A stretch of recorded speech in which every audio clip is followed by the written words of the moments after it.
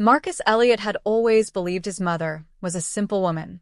Eleanor Elliot lived in a modest three-bedroom house on Creston Avenue in Columbus, Ohio, drove a 10-year-old Honda Accord that rattled when the engine warmed up, and clipped coupons from the Sunday paper with the discipline of a monk observing a sacred ritual.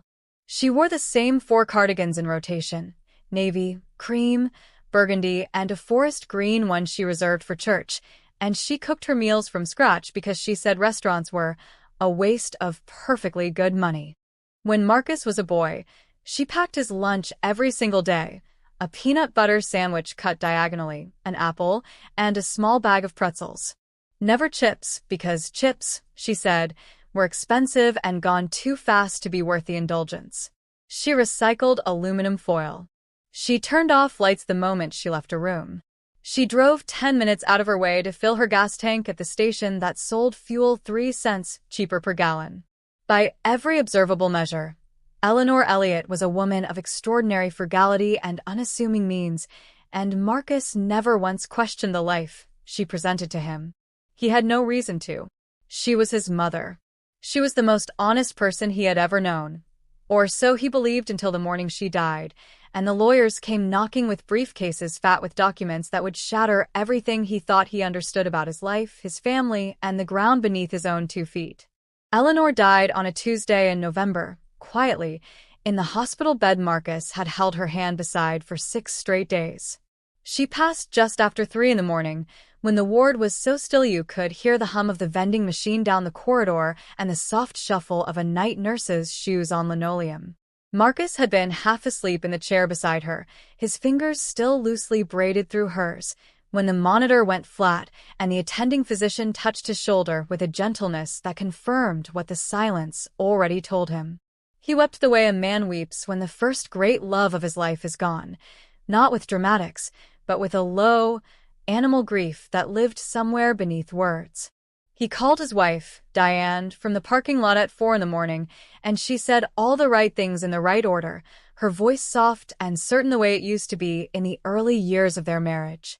He called his best friend, Devin, next, because Devin had known Eleanor nearly as long as Marcus had eaten at her table 100 times, had called her Mama L, with an ease that always made Eleanor laugh and wave her hand as though embarrassed by the affection.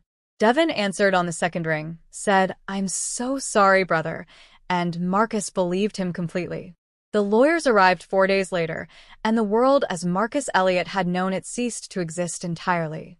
The law firm of Hargrove, Penn and Associates occupied the 41st floor of a glass tower in downtown Columbus, and Marcus had never been inside it before the morning of November the 19th. He wore the suit he reserved for funerals and job interviews, a charcoal gray one that fit well enough across the shoulders but pulled slightly at the waist, a testament to the 15 pounds he had gained since buying it 6 years prior. Diane sat beside him in the waiting area, her legs crossed, her expression composed in that particular way she had when she was performing patience rather than feeling it. She scrolled through her phone with the studied nonchalance of someone trying not to appear as alert as they actually were. Devin had not been invited. There was no reason, Marcus thought, to invite his best friend to the reading of his mother's will, and yet, later, Marcus would look back on that morning and wonder why the thought of Devin's absence had even registered in his mind as something worth noting. The conference room was all dark wood and floor-to-ceiling glass, with a view of the Columbus skyline that Eleanor Elliot, who had never in her life paid for a view, would have found outrageously extravagant. 3 attorneys sat across from Marcus and Diane. Richard Hargrove himself, a silver-haired man in his 60s with the bearing of someone accustomed to delivering life-altering information without blinking. A younger associate named Patricia something, who kept a yellow legal pad in front of her and wrote on it with mechanical precision, and a third man, introduced simply as a representative of the estate's Financial Oversight Committee, a title so opaque it barely registered until Hargrove began to speak and the number on the first document slid across the polished table toward Marcus and landed in front of him like a stone dropped from a great height. The figure had 13 digits. Marcus read it 3 times. Then he looked up at Hargrove, who did not look surprised by Marcus's surprise, because Hargrove had been managing Eleanor Elliott's affairs for 22 years and had long ago made peace with the extraordinary nature of what she had entrusted to him.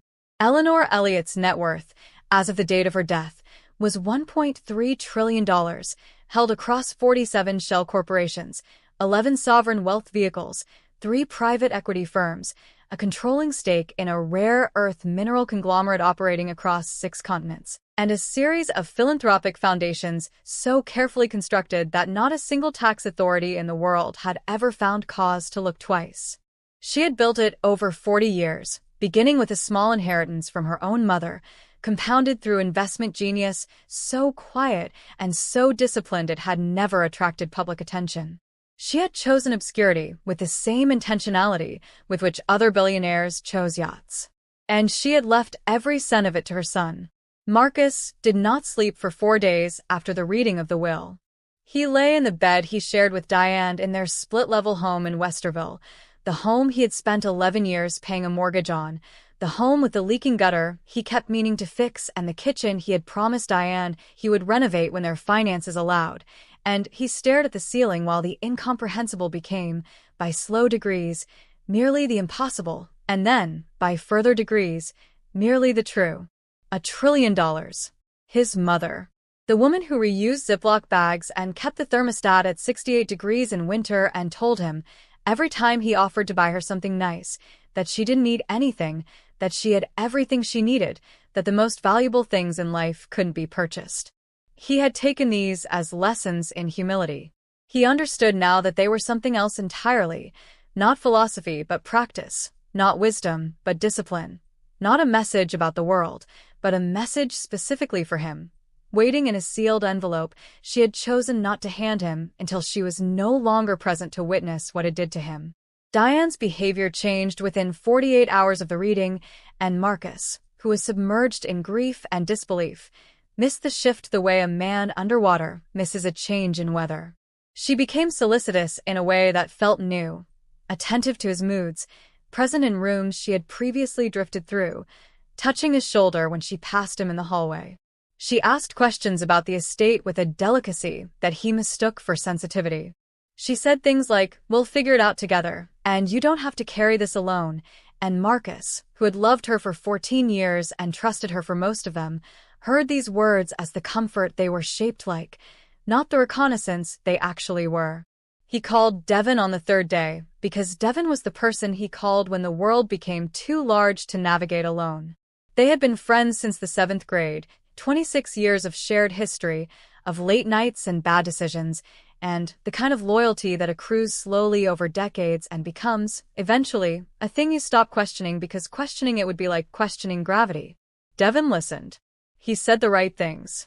He expressed amazement and wonder and genuine-sounding joy on Marcus's behalf. He said, "Your mama always had something special about her, man. Always." And Marcus laughed for the first time since she died, that particular laugh that lives right next to tears, and he thought, at least I still have this. At least I still have him. He would remember that thought later, the precise, terrible innocence of it, and it would be the one that hurt the most. There is a particular kind of betrayal that does not arrive all at once. It doesn't announce itself. It doesn't kick down the door. It seeps in the way water seeps through a foundation crack, slowly, invisibly, following the path of least resistance, accumulating in the dark until the structural damage is already done, and what you thought was solid turns out to be rotten all the way through. Marcus began to sense it the way animals sense seismic activity before the instruments confirm it, a low-frequency unease that he dismissed, because what was the alternative? To suspect his wife of 20 years and his best friend of 26? To allow paranoia to poison the most important relationships in his life at the very moment he needed them most? He was a grieving man who had just inherited an incomprehensible fortune. Of course, he was unsettled. Of course, things felt strange. He attributed the strangeness to the money, to the grief, to the disorientation of identity that comes when the story you have told yourself about your life turns out to be missing several crucial chapters. What he did not know, could not have known yet, was that Devon and Diane had been in contact with each other in ways that did not include him. Not recently. The contact between them had begun 2 years prior, cautiously at first, Then, with increasing confidence, the way transgressions always begin, with the smallest possible step, followed by the discovery that the step did not cause the catastrophe you feared, followed by a slightly larger step, and so on, until you are somewhere so far from where you started that the original boundary seems almost theoretical. They had not planned it around the inheritance.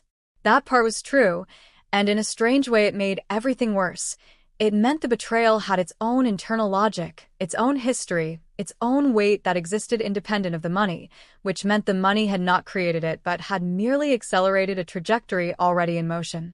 Marcus found out on a Wednesday, 6 weeks after the reading of the will. He did not find out through dramatic discovery. No lipstick on a collar, no incriminating text left open on a screen. He found out because Diane told him. She sat across from him at the kitchen table, the same table where they had eaten 10,000 meals together, and she told him in a voice that was steady in a way that suggested she had rehearsed it, that she was in love with Devon, that she had been for some time, and that she believed the kindest thing, the most honest thing she could do was tell him directly rather than allow him to continue living in a version of his life that was no longer real. The days that followed Diane's confession existed outside of normal time. Marcus moved through them the way a person moves through water, every action requiring more effort than it should, every thought arriving a half-second delayed, the world just slightly out of sync with itself in a way that couldn't be explained to anyone who hadn't felt it. He did not rage, which surprised him. He had always imagined, in the abstract, hypothetical way that people sometimes contemplate the worst possibilities of their lives, that betrayal would produce fire, a hot, clarifying fury that would at least have the decency to be useful. Instead, he felt something closer to the absence of feeling, a vast, gray emptiness that sat in his chest where the known world used to be. He had lost his mother. He had lost his wife. He had lost his best friend. 3 losses braided together in the span of 6 weeks, each one pulling the others tighter. He contacted the divorce attorneys that Hargrove recommended, and the proceedings moved with a swiftness that told him Diane had already consulted her own counsel. Another detail, another small archaeological discovery about the hidden architecture of a life he thought he knew. She made no claim on the inheritance, which Hargrove had structured with a prenuptial equivalent through Eleanor's trust documents before Marcus even knew there was anything to protect. She asked only for the house in Westerville and a settlement that her attorney called fair, and that Marcus's attorney called reasonable, and that Marcus called fine because the word fine required the least energy, and he had very little energy left for things that didn't matter.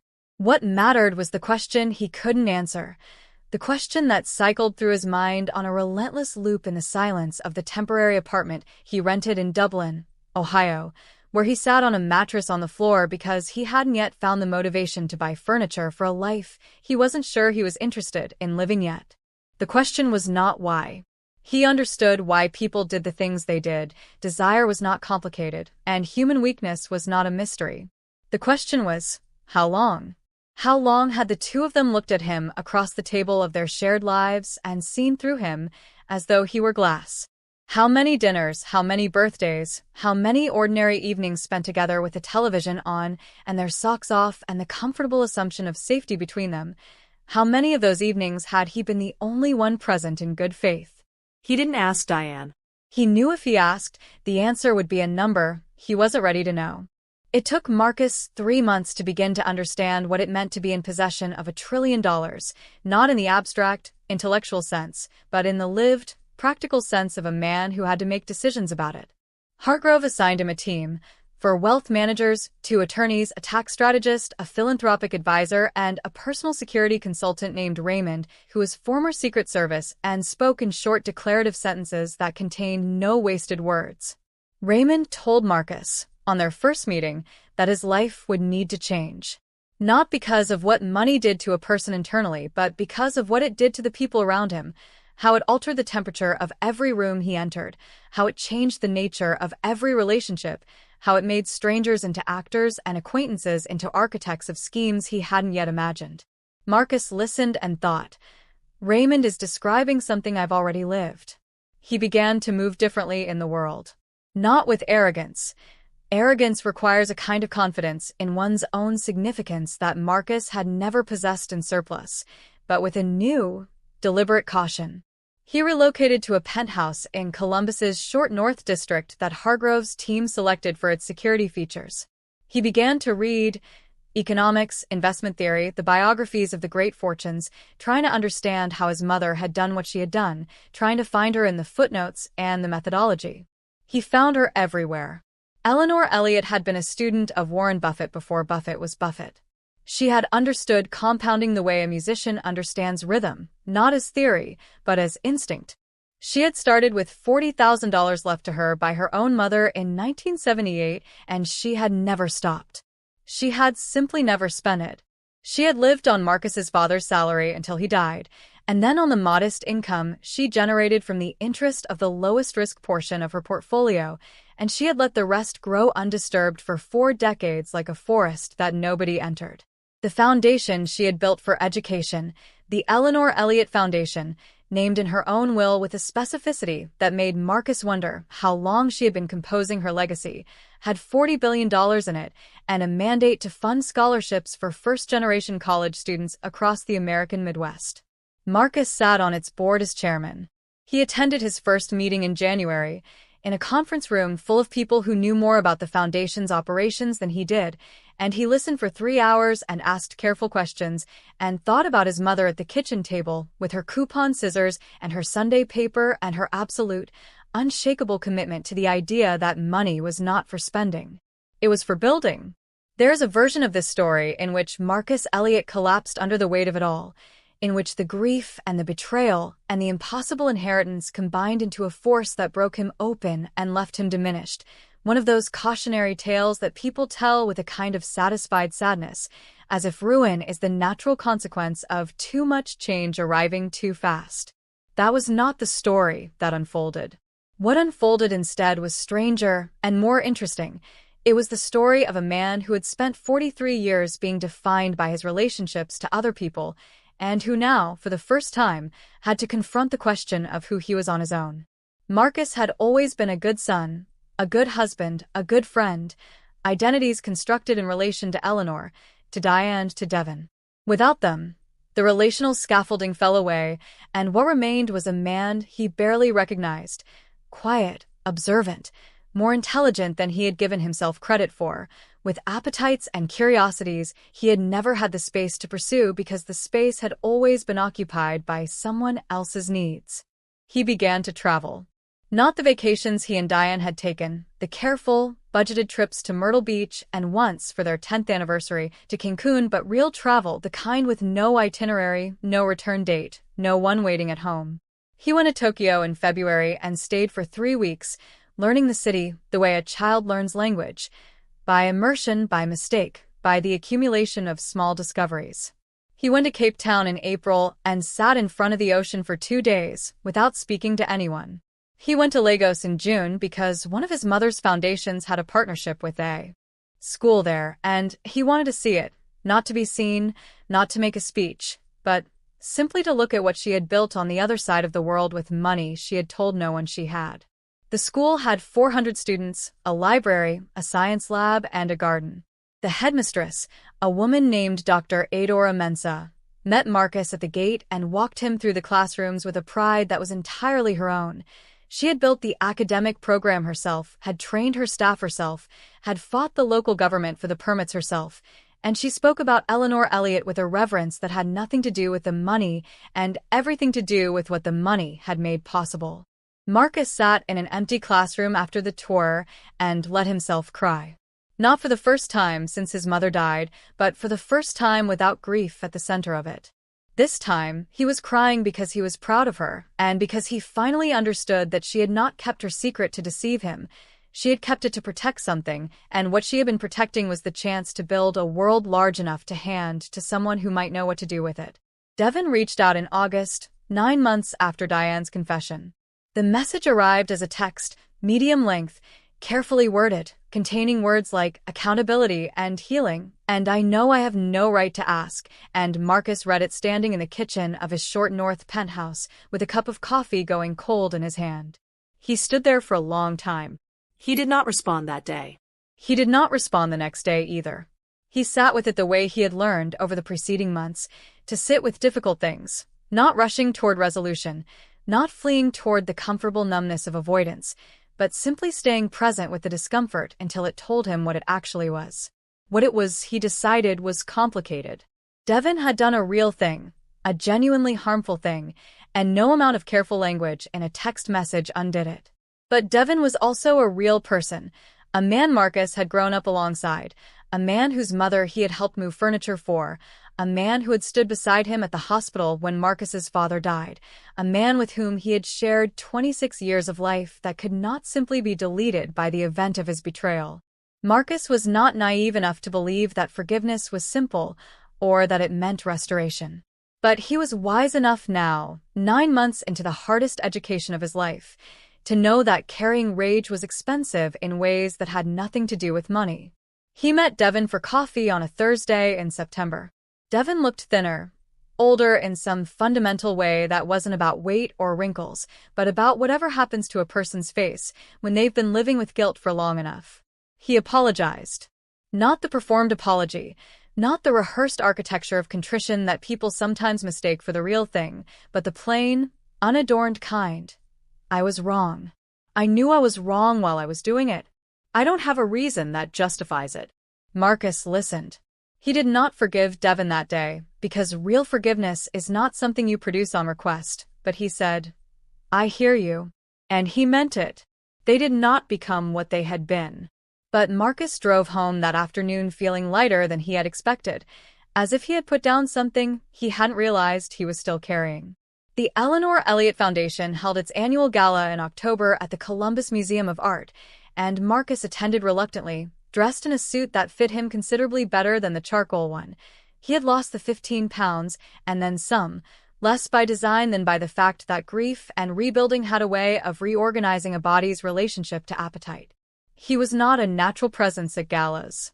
He stood near the back of the room with a glass of sparkling water and watched the assembled philanthropists and educators and foundation officers circulate through the museum's great hall with the practiced fluency of people who knew how to be in rooms like this. He was thinking about leaving early when he saw her.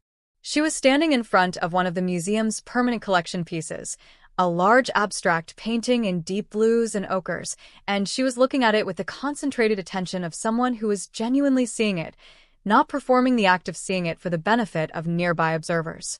Her name, he learned later, was Nadia Osei. She was a curriculum designer who had worked with the Foundation's Lego school. She knew Dr. Mensah, had trained under her for a year before moving to Columbus to pursue her doctorate, and she had been invited to the gala as a guest of the Foundation's Education Committee. They talked for 2 hours. Not about money, not about the Foundation, not about any of the subjects that had colonized Marcus's life for the past year.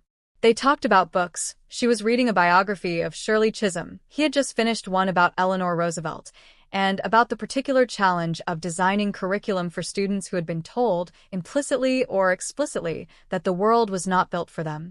She spoke about it with a precision and a passion that reminded Marcus of something he hadn't felt in a very long time: the pleasure of talking to someone who thought carefully about things and wasn't afraid to say so. He did not ask for her number that night. He thought about it for 2 days, then called the Foundation's Education Committee chair and asked if she might pass along his contact information with a note that he would welcome the chance to continue the conversation if Ms. Osei was amenable. It was, his assistant told him, possibly the most elaborate way anyone had ever asked for a phone number. Marcus told her it was the only way he knew how to do things now, carefully, with intention, one step at a time. Marcus Elliott turned 44 in November, on the 1-year anniversary of his mother's death, and he spent the morning the same way he had spent the previous 4 mornings of that week, in the Foundation's offices on Fifth Avenue, reviewing the expansion proposal for the education initiative in 3 new cities, Detroit, Birmingham, and Memphis. He had, over the course of the preceding year, become something he had not planned to become and could not have predicted from the vantage point of the man who had sat in a hospital chair, holding his mother's hand and thinking that the worst had already happened. He had become a builder. Not in the way that word is sometimes used, the performative language of ambition, the branding vocabulary of men who want to be admired for their vision, but in the plain foundational sense, a person who looks at a thing that doesn't exist yet and makes the decisions required to bring it into being. The foundation would fund 1,200 new scholarships the following academic year. The Lagos School was expanding to a second campus. A third campus was in planning for Accra. Marcus had hired a permanent team of 43 people, educators, architects, accountants, program managers, community liaisons, and he knew each of them by name, knew their work, asked them genuine questions, and had learned, slowly and imperfectly, the discipline of trusting people without testing them, which was a different and harder thing than he had expected. Nadia had become, over the preceding months, first a conversation partner, then a friend, then something more careful and considered than either of them had been willing to name too quickly.